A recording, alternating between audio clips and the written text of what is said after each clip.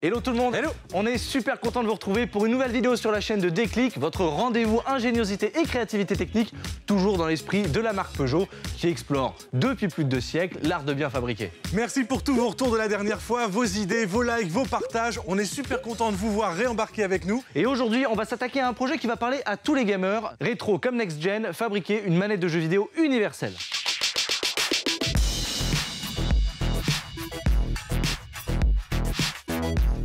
Avant, les sticks analogiques, les vibrations, les gâchettes adaptatives, les manettes, c'était très simple. Retour en 1972 avec la Magnavox Odyssey. C'est la première console de salon en fait. Et c'est la première fois que le contrôleur, la manette, est séparé par un câble à la console. Avant, les contrôles étaient directement intégrés au meuble ou à la console, comme par exemple pour Pong ou une borne d'arcade. Après, on parle du strict minimum, 3 molettes, un bouton, pas de retour haptique. Puis arrivent les Atari 2600, la NES, la Mega Drive et l'apparition du D-pad, des premiers boutons d'action et des câbles qui s'enroulaient toujours trop. En tout cas, ce qui est sûr, c'est que les années 90, c'est l'explosion. Stick analogique, vibration avec la N64, forme ergonomique, Sony qui introduit la DualShock, Microsoft qui arrive avec l'énorme, tu te souviens, l'énorme manette Xbox et Nintendo qui, comme d'hab, innove toujours sur ses interfaces homme-machine. Et petit à petit, plus le temps avance, plus on voit apparaître des périphériques sans fil. Ils sont d'abord en infrarouge, comme cette bonne vieille technologie de télécommande de télé, et ensuite ils passent en radiofréquence, puis avec des technologies plus modernes, comme aujourd'hui avec notre manette DIY en Bluetooth. Mais surtout, comment ça fonctionne en vrai une manette? Comment ça fonctionne en fabriquant une. Parce qu'on vous le rappelle, avec Déclic,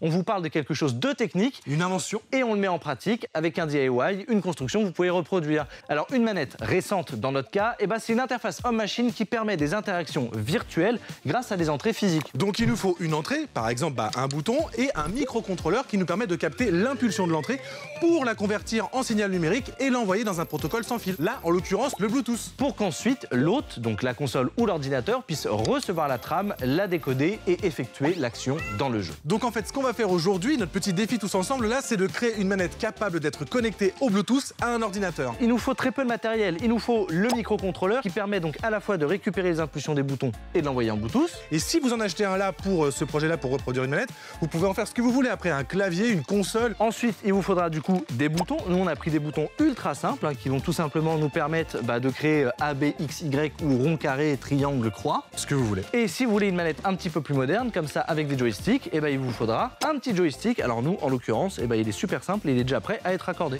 Pour le coup, on vous met tout en description bien sûr pour que vous puissiez le récupérer par vous-même.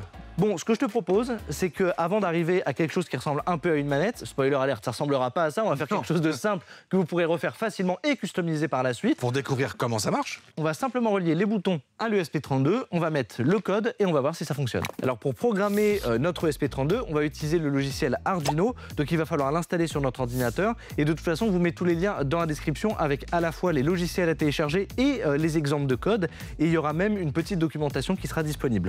Dans le logiciel Arduino, il va falloir qu'on ait la prise en charge des ESP32. Donc pour ça, on va aller dans Fichier, Préférences et dans Board Manager, on va rentrer cette adresse-là.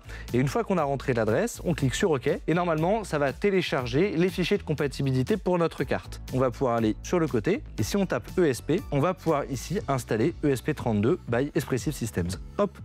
Une fois qu'on a ça, il va falloir qu'on installe des librairies. Donc une librairie, en fait, on va dire que c'est une sorte de petite add-on. Ça va être un ajout à notre code principal qui va nous permettre de simplifier la gestion de divers éléments système.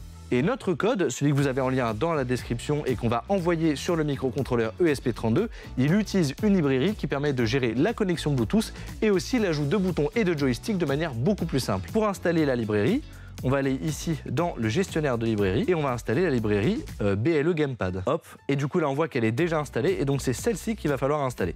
On va mettre une deuxième librairie qui va nous permettre de beaucoup mieux gérer l'appui sur les boutons. Cette librairie, elle s'appelle Bounce 2 et là on voit qu'elle est installée. Maintenant, il faut mettre le code sur le microcontrôleur. Il est juste ici. On va le copier en appuyant sur le petit bouton là et le recoller maintenant dans notre fenêtre principale Arduino. On va brancher notre carte. Hop, la carte s'allume et donc maintenant qu'on a notre code, il va falloir l'envoyer sur le microcontrôleur. Donc pour ça, il faut choisir au travers de l'Arduino IDE quel contrôleur on va utiliser. On va ici dans Select Board, donc choisir une carte et on voit déjà qu'il y a un périphérique qui apparaît. Hop là, et on va choisir le ESP32 Dev Module. On a nos librairies, on a notre code, on est connecté à la carte, il va falloir envoyer tout ça directement à la carte. Donc on appuie ici sur la petite flèche Upload et il n'y a plus qu'à attendre que tout le code soit envoyé. Donc là, une fois que vous avez le message qui dit que le téléchargement est terminé, normalement c'est en bas à droite avec marqué Upload Successful, on peut regarder ici au travers du moniteur série avec le petit icône, en cliquant dessus, les messages qui passent sur notre microcontrôleur. On appuie sur le petit bouton Reset. Et là, on voit qu'il y a plein de messages, dont attente de connexion Bluetooth. Ça veut dire que là, il attend qu'il y ait un périphérique qui se connecte. Donc ce qu'on va faire, c'est que dans les paramètres de Windows, on va dans nos périphériques Bluetooth, et on a bien un nouvel appareil qui s'appelle Déclic. Comme on peut tout faire soi-même, autant en profiter pour avoir le nom qui va avec. On clique dessus, et on est connecté. Donc là, si on regarde bien dans nos périphériques, en tapant joystick dans la barre de recherche, on va ouvrir l'utilitaire de configuration des contrôleurs de jeu de Windows, et on voit bien qu'on a un contrôleur à 8 axes, 16 boutons qui est apparu. Donc maintenant, ce qu'on va faire, c'est relier notre joystick, et on va voir si ça fait quelque chose dans Windows. Donc si vous regardez la documentation qu'on met à disposition, on donne directement les bons numéros sur lesquels brancher le joystick. On va utiliser des connecteurs Dupont, donc c'est des petits câbles comme cela, qui vont tout simplement s'insérer au niveau des broches de notre module joystick. Donc là, le joystick est relié au microcontrôleur, on va reconnecter le tout pour alimenter le SP32. Et normalement, en retournant dans les paramètres de Windows, on va retrouver notre joystick et cette fois-ci, là, ça devrait faire quelque chose. Donc on tape joystick, on a bien notre joystick qui apparaît, on va dans les propriétés et là, si je tourne, ça fonctionne. Et voilà, on a bien notre axe de joystick qui fonctionne. Et comme on a branché le bouton du joystick, quand j'appuie dessus, ça enfonce bien le bouton numéro 1 qui clignote en rouge sur Windows. Bon ça y est, on a notre prototype qui est fonctionnel en Bluetooth. Il n'y a plus qu'à relier A, B, X et Y, mettre tout ça dans une belle boîte et on aura notre manette Bluetooth.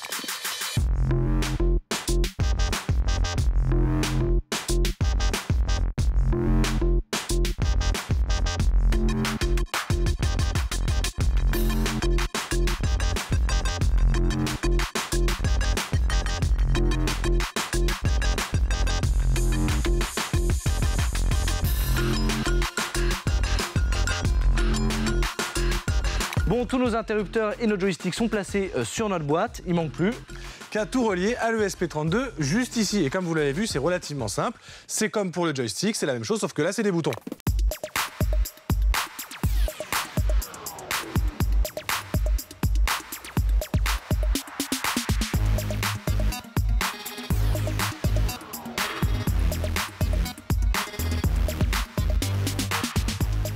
Ok. Wow, dis donc Gaston.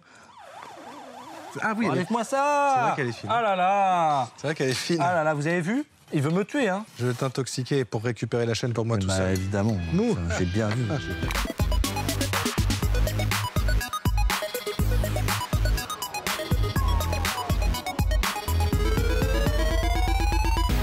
Et voilà, ça y est, on a notre boîte qui est fermée et potentiellement notre manette sans fil issue de récup, de petits boîtiers en plastique fonctionnels. Donc là, évidemment, on a un câble USB parce qu'il faut toujours une alimentation pour le SP32. Donc ce qu'on va faire, c'est que nous, on va utiliser une grosse batterie comme ça. Mais il existe d'autres cartes SP32 qui intègrent déjà une batterie. Rien ne vous empêche aussi de votre côté d'intégrer une petite batterie à l'intérieur. Vraiment, toutes les possibilités sont infinies. Avec une batterie de la taille de mon petit doigt comme ça, vous pouvez avoir plusieurs heures d'autonomie, donc aucun problème. Là, par contre, c'est sans fil entre l'ordinateur et la manette. Exactement, là j'ai juste à brancher et on va avoir la manette qui démarre et qui se connecte en Bluetooth à l'ordinateur. Ah, c'est incroyable. Alors nous on a vraiment ce choix de la petite boîte transparente qui nous permet de tout voir et bien de montrer qu'avec ce qu'on a sous la main, on peut faire une manette, un joystick sans fil. Par contre évidemment, n'hésitez pas si vous avez une imprimante 3D chez vous à aller voir des sites comme Thingiverse, Printable ou MakerWorld pour voir si d'autres personnes n'ont pas utilisé un ESP32 avec la librairie qu'on a installée pour avoir des manettes plus ergonomiques, plus fonctionnelles, avec plus de boutons, etc. Ouais, mais elles seront pas issues de récup. Elles seront moins écolo, mon gars.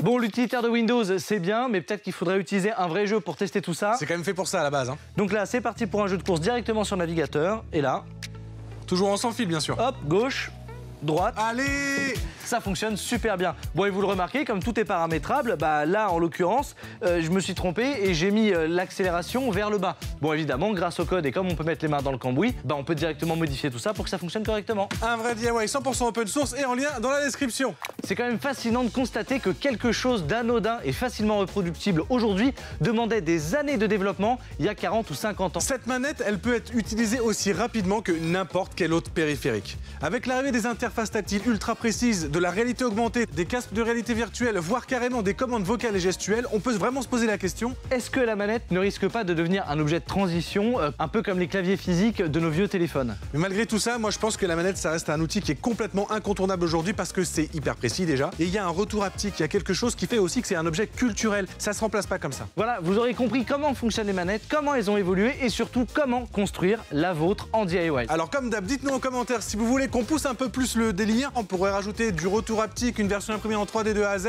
Si la vidéo vous a plu, pensez à liker, vous abonner, activer la cloche. Vous connaissez la routine. Sur Déclic, on explore l'ingéniosité sous toutes ses formes, on comprend les objets du quotidien, on les détourne, on les améliore. Et surtout, vous montrer que tout le monde peut inventer, tout le monde peut y arriver. C'est un état d'esprit qui est dans l'idée de Peugeot, entre le savoir-faire et l'innovation. Merci pour votre soutien et à très vite pour un prochain projet. À la prochaine, ciao. Ciao, ciao.